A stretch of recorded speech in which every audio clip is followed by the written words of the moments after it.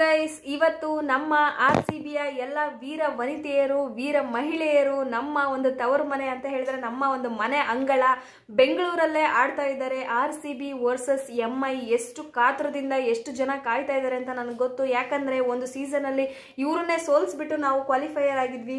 So ಇವತ್ತು ಆ ಸೇಡನ್ನ ಇವ್ರು ತೀರಿಸ್ಕೊಳ್ತಾರೆ MI ಅವರು, ಅಥವಾ ನಾವು ಆಲ್ರೆಡಿ 3 ಮ್ಯಾಚ್ ನ ಸಿಕ್ಕಾಪಟ್ಟೆ ಒಳ್ಳೆ ಸ್ಟ್ರೈಕ್ ರೇಟ್ ಅಲ್ಲಿ ಗೆದ್ದಾಗಿದೆ. ಸೊ ಇವತ್ತು ಇವ್ರನ್ನ ಸೋಲ್ಸಿ ನಮ್ಮ ಮನೆ ಅಂಗಳದಲ್ಲಿ ಚೊಚ್ಚಲ ಅಂದ್ರೆ ಮೊದಲನೇ ಮ್ಯಾಚ್ ನ ಗೆಲ್ತೀವ ಅಂತ ನೋಡ್ಕೊಂಡ್ ಬರೋಣ. ಅದಕ್ಕಿಂತ ಮುಂಚೆ ಯಾರೆಲ್ಲ ನಮ್ಮ ಯೂಟ್ಯೂಬ್ ಚಾನಲ್ ನ ಸಬ್ಸ್ಕ್ರೈಬ್ ಮಾಡಿಲ್ಲ ದಯವಿಟ್ಟು ಸಬ್ಸ್ಕ್ರೈಬ್ ಮಾಡ್ಕೊಳ್ಳಿ, ಹಾಗೆ ಸಪೋರ್ಟ್ ಮಾಡಿ. ಸೊ ಹಾಗಿದ್ರೆ ಬನ್ನಿ ನೋಡೋಣ ಯಾರೆಲ್ಲ ನಮ್ಮ ಪ್ಲೇಯಿಂಗ್ 11 ಅಲ್ಲಿ ಇರ್ತಾರೆ, ಹಾಗೆ ಯಾರಿಂದ ಎಲ್ಲ ಎಕ್ಸ್ಪೆಕ್ಟೇಷನ್ಸ್ ಜಾಸ್ತಿ ಇದೆ ಅಂತ ಹೇಳ್ಬಿಟ್ಟು. ಸೊ ಮೊದಲನೇದಾಗಿ ನಮ್ಮ ಎಕ್ಸ್ಪೆಕ್ಟೇಷನ್ಸ್ ಸಿಕ್ಕಾಪಟ್ಟೆ ಜಾಸ್ತಿ ಇರೋದು ನಿಮ್ಗೆಲ್ಲ ಗೊತ್ತು. ಆಲ್ರೆಡಿ ಹಿಸ್ಟ್ರಿ ಕ್ರಿಯೇಟ್ ಮಾಡಿರುವಂತಹ ಪೆರಿ ಅವ್ರ ಮೇಲೆ ಹಾಗೆ ಸ್ಮೃತಿ ಮಂದನ ಮೇಲೆ ಲಾಸ್ಟ್ ಮ್ಯಾಚ್ ಅಲ್ಲಿ ಯಾವ ತರ 83 ರನ್ಸ್ ಬಂತು ಅಂತ ನೀವು ನೋಡಿರ್ತೀರಾ. ಇಬ್ರೇ ನಿಂತ್ಕೊಂಡು ಹೆಂಗ್ ಬಾರಿಸ್ತಾರೆ ಲೆಫ್ಟ್ ರೈಟ್ ಅಲ್ಲಿ ಡ್ಯಾನಿಯಲ್ ವ್ಯಾಟು ಮತ್ತೆ ಇವರು ನಮ್ಮ ಸ್ಮೃತಿ ಮಂದನ ಅವರು ನಿಜವಾಗ್ಲೂ ಅವ್ರು ತತ್ತರ್ಸ್ ಹೋಗ್ತಾರೆ, ವಿಕೆಟೇ ತೆಗಿಯಕ್ಕಾಗ್ಲಿಲ್ಲ, ಆ ಲೆವೆಲಿಗೆ ಬ್ಯಾಟಿಂಗ್ ಆಡ್ತಾರೆ. ಸೊ ಲಾಸ್ಟ್ಗೆ ಏನೋ ಒಂದು ಡಿಫ್ರೆಂಟ್ ಆಗಿ ಶಾಟ್ ಟ್ರೈ ಮಾಡೋಣ ಅಂತ ಟ್ರೈ ಮಾಡಿದ್ರು. ಸೊ ಹಾಗಾಗಿ ಔಟ್ ಆದ್ರು. ಬಿಟ್ರೆ ನಾರ್ಮಲ್ ಆಗಿ ಅವ್ರು ಆಡೋ ರೀತಿಲೇ ಆಡಿದ್ರೆ ಅವರೊಬ್ಬರೇ ನಿಂತು ಕಂಪ್ಲೀಟ್ ಆಗಿ ಮ್ಯಾಚ್ ನ ಗೆಲ್ಸ್ಕೊಡುತ್ತಾ ಇದ್ರು. ಆ ಲೆವೆಲ್ಗೆ ಪೊಟೆನ್ಶಿಯಲ್ ಕೆಪಾಸಿಟಿ ಅವ್ರ ಹತ್ರ ಇದೆ ಸ್ಮೃತಿ ಮಂದನ ಅವ್ರ ಹತ್ರ ಅಂತ ಹೇಳಿದ್ರೆ ನಿಜವಾಗ್ಲೂ ತಪ್ಪಾಗಲ್ಲ, ಸಖತ್ತಾಗಿ ಆಡಿದ್ರು. ಸೊ ಇವತ್ತು ಕೂಡ ಹೈ ಎಕ್ಸ್ಪೆಕ್ಟೇಷನ್ಸ್ ಅವ್ರ ಮೇಲಿದೆ. ಯಾಕಪ್ಪ ಅಂತ ಹೇಳಿದ್ರೆ ನಮ್ಮ ಎಲ್ಲ RCB ಅಭಿಮಾನಿಗಳು ಬೆಂಗಳೂರಲ್ಲಿ ಅವ್ರನ್ನ ನೋಡ್ಲಿಕ್ಕೆ, ಮ್ಯಾಚ್ ಅನ್ನು ನೋಡ್ಲಿಕ್ಕೆ, ಸೊ ಸ್ಟೇಡಿಯಂಗೆ ಹೋಗಿ ಆ ಒಂದು ಎಕ್ಸ್ಪೀರಿಯನ್ಸ್ ನ ಪಡ್ಕೋಬೇಕು ಅಂತ ಹೋಗಿರ್ತಾರೆ. ಸೊ ಹಾಗಾಗಿ ಅವ್ರ ಮೇಲೆ ಇನ್ನೂ ಎಕ್ಸ್ಪೆಕ್ಟೇಷನ್ಸ್ ಜಾಸ್ತಿ ಇರುತ್ತೆ. ಆಸ್ ಅ ಕ್ಯಾಪ್ಟನ್ ಆಗಿರ್ಬೋದು, ಆಸ್ ಅ ಒಳ್ಳೆ ಬ್ಯಾಟರ್ ಆಗಿರ್ಬೋದು.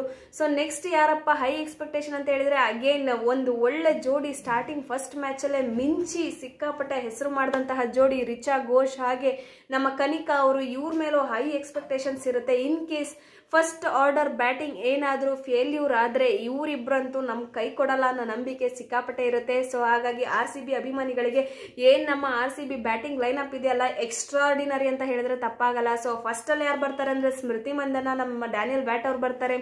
ಸೊ ಇವರು ಆದ್ಮೇಲೆ ನೆಕ್ಸ್ಟ್ ಪೆರಿ ಅವ್ರು ಇರ್ತಾರೆ. ಪೆರಿ ಆದ್ಮೇಲೆ ಇವರು ರಾಘವಿ ಬಿಷ್ಟ್ ಅವ್ರು ಬರ್ತಾರೆ. ಅವ್ರಾದ್ಮೇಲೆ ನೆಕ್ಸ್ಟ್ ರಿಚಾ ಘೋಷ್ ಅವ್ರು ಬರ್ತಾರೆ. ಇವರು ವಿಕೆಟ್ ಕೀಪಿಂಗ್ ಕೂಡ ಮಾಡ್ತಾರೆ. ಎಕ್ಸ್ಟ್ರಾ ಪಾಯಿಂಟ್ಸ್ಗಳು ಸಿಗುತ್ತೆ ನಿಮ್ಗೆ ಯಾರಾದ್ರೂ ಡ್ರೀಮ್ 11 ಆಗ್ತಾ ಇದ್ದೀರಾ ಅಂತ ಹೇಳಿದ್ರೆ.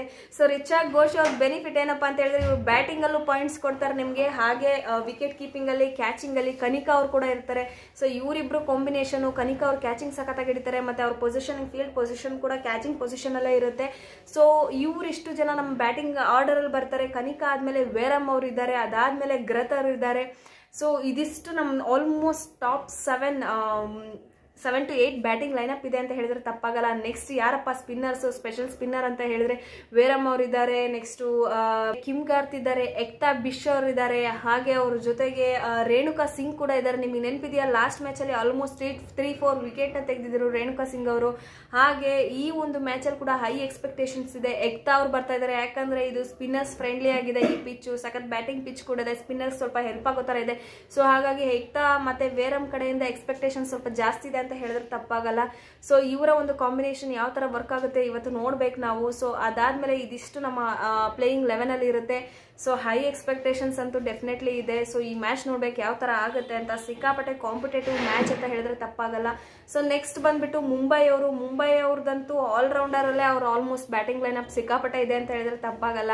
ಮ್ಯಾಥ್ಯೂ ಅವ್ರು ಇದ್ದಾರೆ, ಬ್ರಂಟ್ ಅವ್ರು ಇದ್ದಾರೆ, ಹಾಗೆ ಕೇರ್ ಅವ್ರು ಇದ್ದಾರೆ. ಸೊ ಇವ್ರು 3 ಜನ high level potential players. Batting bowling ಎರಡರಲ್ಲೂ ಸೂಪರ್ ಆಗಿ ರಾಕಿಂಗ್ ಅಲ್ಲಿ ಇರೋವಂಥವ್ರು. ನೆಕ್ಸ್ಟ್ ಎಸ್ಟಿಕಾ ಅವ್ರು ನೋಡಿದ್ರೆ ವಿಕೆಟ್ ಕೀಪಿಂಗ್ ಅಲ್ಲಿ ಇರ್ತಾರೆ, ಹಾಗೆ ಓಪನಿಂಗ್ ಬ್ಯಾಟ್ಸ್ಮನ್ ಕೂಡ ಎಸ್ಟಿಕಾ ಅವರು. ನೆಕ್ಸ್ಟ್ ಅವ್ರ ಜೊತೆ ಮ್ಯಾಥ್ಯೂ ಅವ್ರು ಬರ್ತಾರೆ, ನೆಕ್ಸ್ಟ್ ಬ್ರಂಟ್ ಅವ್ರು ಬರ್ತಾರೆ, ಸಜನಾ ಅವರಿದ್ದಾರೆ, ಹರ್ಮನ್ ಪ್ರೀತ್ ಕೌರ್ ಇದ್ದಾರೆ. ಸೊ ಇವ್ರ ಲೈನಪ್ ಬ್ಯಾಟಿಂಗ್ ಲೈನಪ್ ಕೂಡ ನೋಡಿದ್ರೆ ಇವರಲ್ಲಿ ಸಿಕ್ಕಾಪಟ್ಟೆ ಜಾಸ್ತಿ ಹೈ ಪೊಟೆನ್ಶಿಯಲ್ ಇದೆ. ಮೇನ್ ಇವರಲ್ಲಿ ಏನಂದ್ರೆ ಆಲ್ರೌಂಡರ್ಸ್ ಅಲ್ಲಿ ಬ್ಯಾಟಿಂಗ್ ಮತ್ತೆ ಬೌಲಿಂಗು ಸಖತ್ತಾಗಿದೆ. ನಮ್ಮಲ್ಲಿ ಬ್ಯಾಟಿಂಗ್ ಲೈನಪ್ ಹೆವಿ ಸ್ಟ್ರಾಂಗ್ ಆಗಿದೆ, ಅವರಲ್ಲಿ ಬ್ಯಾಟಿಂಗ್ ಲೈನಪ್ ಗಿಂತ ಆಲ್ರೌಂಡರ್ ಅಲ್ಲಿ ಬ್ಯಾಟಿಂಗ್ ಮತ್ತೆ ಬೌಲಿಂಗ್ ಎರಡೂ ಕೂಡ ಸ್ಟ್ರಾಂಗ್ ಆಗಿದೆ.